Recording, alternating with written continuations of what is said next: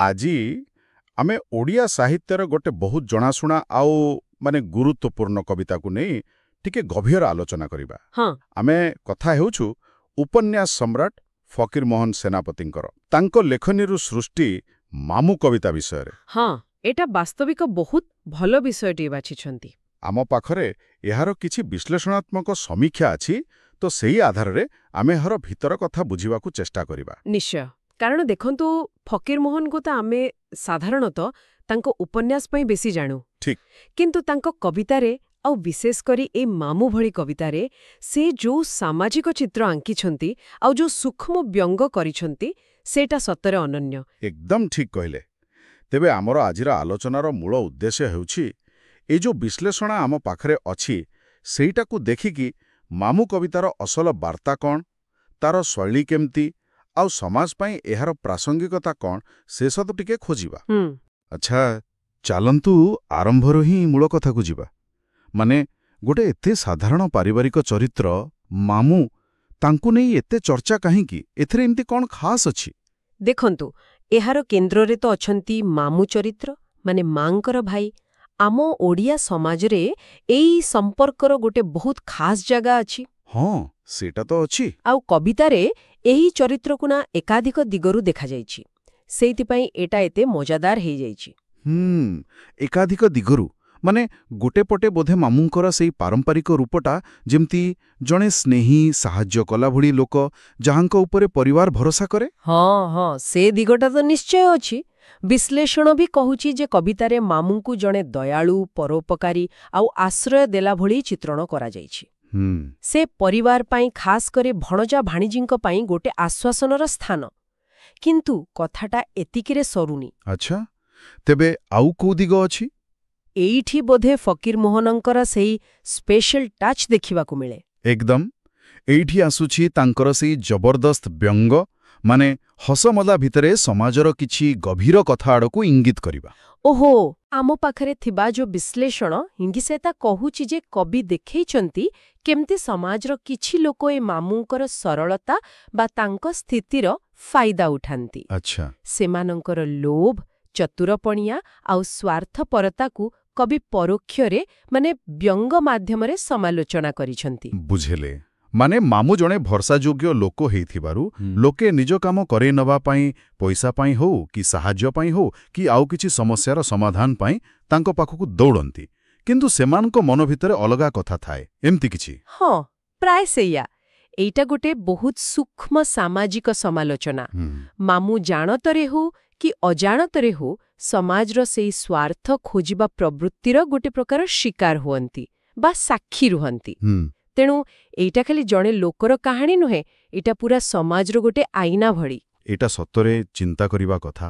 ଆଚ୍ଛା, ତେବେ ଏଇ ଯୋଉ ଦୁଇଟା ଅଲଗା ଅଲଗା ଚିତ୍ର ଦେଖେଇଲେ ଆଉ ସମାଜକୁ ବ୍ୟଙ୍ଗ କଲେ, ଫକୀରମୋହନ ଏସବୁକୁ କେମିତି ଭାଷାରେ ଲେଖିଛନ୍ତି? ତାଙ୍କ ଲେଖିବା ଢଙ୍ଗ ବା ଶୈଳୀ ବିଷୟରେ ଏ ବିଶ୍ଳେଷଣ କ'ଣ କହୁଛି? ଆରେ, ଶୈଳୀ ହିଁ ତ ଫକୀରମୋହନଙ୍କ ଲେଖାର ଜୀବନ। ଏ କବିତାର ଭାଷା ବିଷୟରେ କୁହାଯାଇଛି କି ଏଟା ବହୁତ ହି ସରଳ, ସହଜ ଆଉ ସାଧାରଣ ଲୋକେ ଯେମିତି କଥା ହୁଅନ୍ତି ସେମିତି। ହଁ, ଏଥିରେ କିଛି ଜଟିଳ ଶବ୍ଦ ବିଶେଷ ନାହିଁ, ବରଂ ଗୋଟେ ଲୋକକଥା ଶୁଣିଲା ଭଳି ଲାଗେ। ଓଡ଼ିଆ ପ୍ରାଣରେ ପରିପୂର୍ଣ୍ଣ ବୋଲି ବି କୁହାଯାଇପାରେ। ଆଉ ହସ ମଜା, କାରଣ ଫକୀରମୋହନଙ୍କ ଲେଖା ତ ହସର ଗୋଟେ ବଡ଼ ଭୂମିକା ଥାଏ। ନିଶ୍ଚୟ। ହସ, ବ୍ୟଙ୍ଗ ଆଉ ବେଳେବେଳେ ଟିକେ ଟିକେ କଟାକ୍ଷ, ଏଗୁଡ଼ାକ ହିଁ ଏ କବିତାର ମୁଖ୍ୟ ଜିନିଷ ବୋଲି ବିଶ୍ଳେଷଣରୁ ଜଣାପଡ଼ୁଛି। କିନ୍ତୁ ଏ ହସଟା ଖାଲି ମନକୁ ଖୁସି କରିବା ପାଇଁ ନୁହେଁ, ଏଟା ହସେଇ ହସେଇ ଚିନ୍ତା ବି କରାଏ, ସମାଜର କିଛି କଥା ଆଣକୁ ଆଙ୍ଗୁଠି ଦେଖାଏ। ଆଉ ଗୋଟେ ଗୁରୁତ୍ୱପୂର୍ଣ୍ଣ କଥା ହେଉଛି ସ୍ୱାଭାବିକତା। ଯେହେତୁ ଭାଷା ଏତେ ସରଳ ଆଉ ଲୋକଙ୍କ ମୋହର ଭାଷା ପରି ଚରିତ୍ର ଆଉ ପରିସ୍ଥିତିଗୁଡ଼ାକ ବୋଧେ ବେଶ୍ ଜୀବନ୍ତ ଲାଗେ। ହଁ, ଏଇଟା ବହୁତ ବଡ଼ କଥା।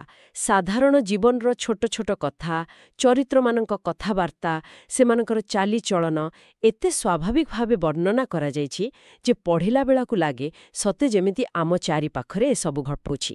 ଏଇଠି କଥାଟା ବାସ୍ତବରେ ମଜା ଲାଗୁଛି। କେମିତି ଏତେ ସରଳ ଭାଷା ଆଉ ହସମଜା ଭିତରେ ଏତେ ଗଭୀର ସାମାଜିକ କଥା ସବୁ ଲୁଚି ରହିଛି। ଏଇଟା ହିଁ ବୋଧେ ଫକୀରମୋହନଙ୍କର କଳାର ଯାଦୁ। ଏଥିରେ କିଛି ସନ୍ଦେହ ନାହିଁ। ଏଇଟା ତାଙ୍କର ଅସାଧାରଣ ପ୍ରତିଭା ଆଉ ସମାଜକୁ କେତେ ଭଲ ଭାବେ ସେ ବୁଝିଥିଲେ ତାର ପ୍ରମାଣ। ସେ ସରଳ ଜିନିଷ ଭିତରେ ବହୁତ ଗଭୀର ସତକଥା କହିପାରୁଥିଲେ। ଆମେ ତ ଚରିତ୍ର ଆଉ ଶୈଳୀ ବିଷୟରେ କଥା ହେଲେ। ଏବେ ଯଦି ଆମେ କବିତାର ମୁଖ୍ୟ ବିଷୟବସ୍ତୁ ବା ଥିମ୍ଗୁଡ଼ିକ ଉପରେ ଟିକେ ନଜର ପକାଇବା, ଏ ବିଶ୍ଳେଷଣ କୋଉ ଦିଗକୁ ସାମ୍ନାକୁ ଆଣୁଛି? ବିଶ୍ଳେଷଣରେ ମୁଖ୍ୟତଃ 4ଟା ବିଷୟ ଉପରେ ବେଶି ଜୋର ଦିଆଯାଇଛି। ପ୍ରଥମଟା ହେଲା ପାରିବାରିକ ସମ୍ବନ୍ଧ। ଏଥିରେ ମାମୁ ଚରିତ୍ରକୁ ସ୍ନେହ, ସମ୍ମାନ ଆଉ ବିଶ୍ୱାସର ଗୋଟେ ମୂଳଦୁଆ ଭାବେ ଦେଖାଯାଇଛି। ହଁ, ଓଡ଼ିଆ ପରିବାରର ଏଇଟା ଗୋଟେ ଚିହ୍ନା ଚିତ୍ର।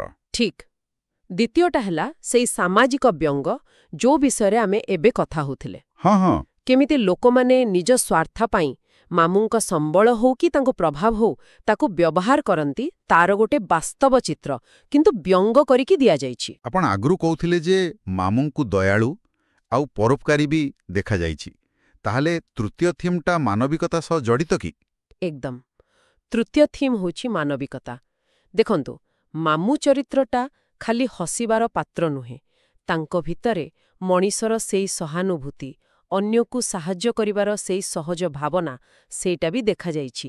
ଏଇଟା ଚରିତ୍ରକୁ ଆହୁରି ଗଭୀର କରିଛି। ଆଚ୍ଛା, ଆଉ ଚତୁର୍ଥ ଥିମ୍? ଚତୁର୍ଥରେ, ଯାହାକୁ ଏ ବିଶ୍ଳେଷଣରେ ବ୍ୟଙ୍ଗାତ୍ମକ ବିଶ୍ଳେଷଣ କୁହାଯାଇଛି, ସେଇଟା ହେଉଛି ପରିବାର ଆଉ ସମାଜ ଭିତରେ ଥିବା ଯୋଉ ଲୋଭୀ, ହିସାବୀ ଆଉ ସ୍ୱାର୍ଥପର ଲୋକମାନେ ଅଛନ୍ତି, ସେମାନଙ୍କର ଗୋଟେ ମଜାଳିଆ କିନ୍ତୁ ଶକ୍ତ ଉପସ୍ଥାପନା। ଫକୀରମୋହନ ସତେ ଯେମିତି ସମାଜର ଗୋଟେ ଏକ୍ସରେ ପକେଇ ଦଉଛନ୍ତି। ଏଇସବୁ ଥିମ୍ଗୁଡ଼ିକୁ ଦେଖିଲେ ଗୋଟେ କଥା ମନକୁ ଆସୁଛି। ଆପଣ କହିଲେ ମାନବିକତା ବି ଅଛି, ପୁଣି ଲୋକେ ତାଙ୍କୁ ବ୍ୟବହାର ବି କରୁଥିଲେ। ତେବେ ଏ ଦୁଇଟା ଭିତରେ କବିତାରେ କେମିତି ଗୋଟେ ବାଲାନ୍ସ ରଖାଯାଇଛି ବୋଲି ଏ ବିଶ୍ଳେଷଣ କିଛି କହୁଛି କି? ଏଇଟା ବହୁତ ଭଲ ପ୍ରଶ୍ନଟିଏ। ଦେଖନ୍ତୁ, ବିଶ୍ଳେଷଣ ସିଧାସଳଖ ହୁଏତ ଏମିତି କହିନି, କିନ୍ତୁ ଇଙ୍ଗିତ ମିଳୁଛି ଯେ ଫକୀରମୋହନଙ୍କର ବଡ଼ପଣା ଏଇଠି ଯେ ସେ ମଣିଷ ଚରିତ୍ରର ଜଟିଳତାକୁ ଦେଖେଇ ପାରିଛନ୍ତି। ଆଚ୍ଛା।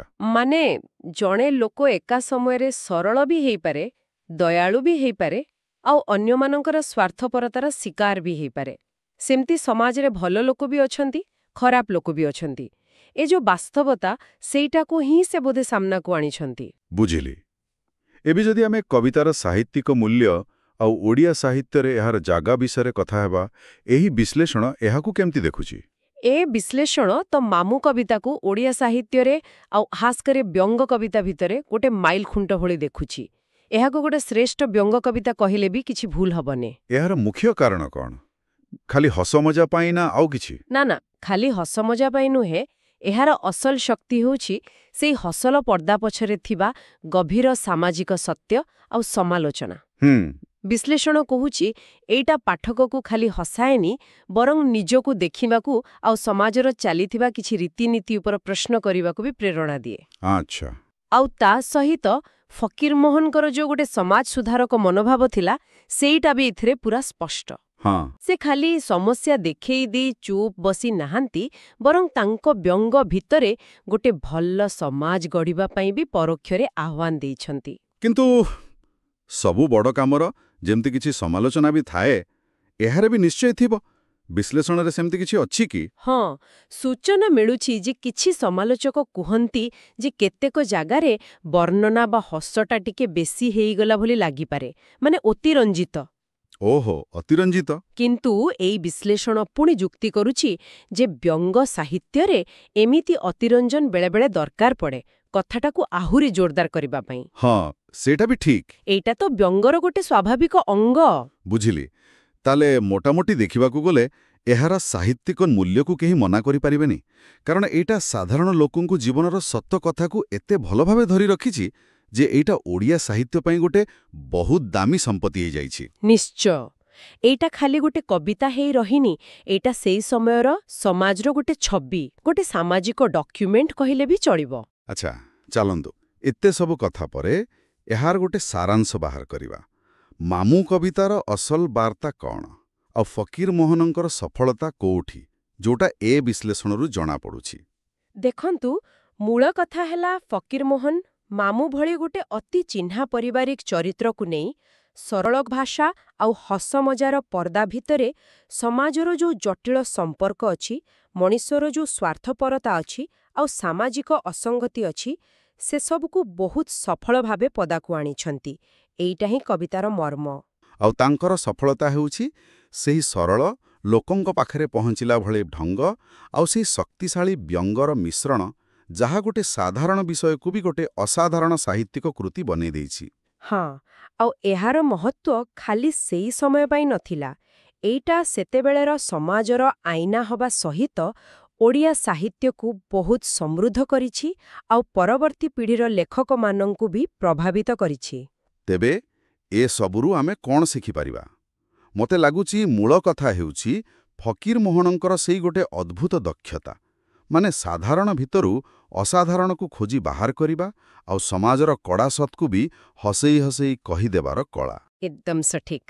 ସେ ଖାଲି କାହାଳୀ କହୁନଥିଲେ, ସେ ସତରେ ସମାଜର ନାଡ଼ି ଦେଖି ତାର ରୋଗକୁ ଚିହ୍ନି ପାରୁଥିଲେ ଆଉ ନିଜ ଲେଖା ଭିତରେ ତର ଚିକିତ୍ସା ପାଇଁ ବି ବାଟ ଦେଖାଉଥିଲେ। ଆଜି ଆମେ ଫକୀରମୋହନ ସେନାପତିଙ୍କ ମାମୁଁ କବିତାର ଅନେକଗୁଡ଼ିଏ ଦିଗ ଉପରେ ଗୋଟେ ବିସ୍ତୃତ ନଜର ପକେଇଲେ ଆମ ପାଖରେ ଥିବା ଏହି ବିଶ୍ଳେଷଣକୁ ଆଧାର କରି।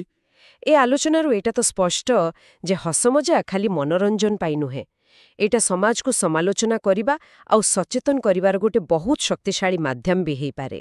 ନିଶ୍ଚୟ ନିଶ୍ଚୟ। ଆଉ ଏହି ଆଲୋଚନା ଶେଷରେ ମୋ ମନରେ ଗୋଟେ ପ୍ରଶ୍ନ ଆସୁଛି ଯାହା ହୁଏତ ଆଗକୁ ଆହୁରି ଚିନ୍ତା କରିବା ପାଇଁ କିଛି ଖୋରାକ ଯୋଗେଇବ। କି ପ୍ରଶ୍ନ? ଦେଖନ୍ତୁ, ଫକୀରମୋହନ ଯୋଉ ସମୟର କଥା କହୁଥିଲେ, ସେ ସମୟର ସାମାଜିକ ସ୍ଥିତି, ପରିବାର ଭିତରର ସମ୍ପର୍କ ଆଉ ମାମୁଁ ଭଳି ଚରିତ୍ରଙ୍କର ଯୋଉ ଭୂମିକା ଥିଲା, ସେସବୁ ଆଜି କେତେ ବଦଳିଛି। ଏଇଟା ବହୁତ ଭଲ ପଏଣ୍ଟ। ଆଜିର ଏଇ ଯୋଉ ଦ୍ରୁତ ଗତିରେ ବଦଳୁଥିବା ଯୁଗ, ଏଥିରେ ସେଇ ପୁରୁଣା ସମ୍ପର୍କର ହିସାବ କିତାବ କ'ଣ ସେମିତି ଅଛି ନା ପୁରା ନୂଆ ରୂପ ନେଇଗଲାଣି? ଫକୀରମୋହନଙ୍କର ବ୍ୟଙ୍ଗରେ ଯୋଉ ସତ୍ୟ ଥିଲା, ସେଇଟା ଆଜି ବି କେତେ ମାତ୍ରାରେ ଲାଗୁ ହଉଛି?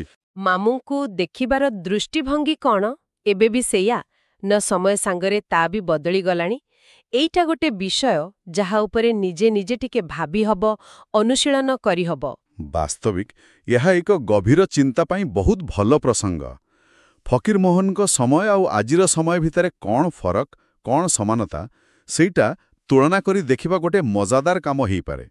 ଏହି ବିଚାର ସହିତ ଆଜିର ଏ ଆଲୋଚନାକୁ ଏଇଠି ଶେଷ କରୁଛେ।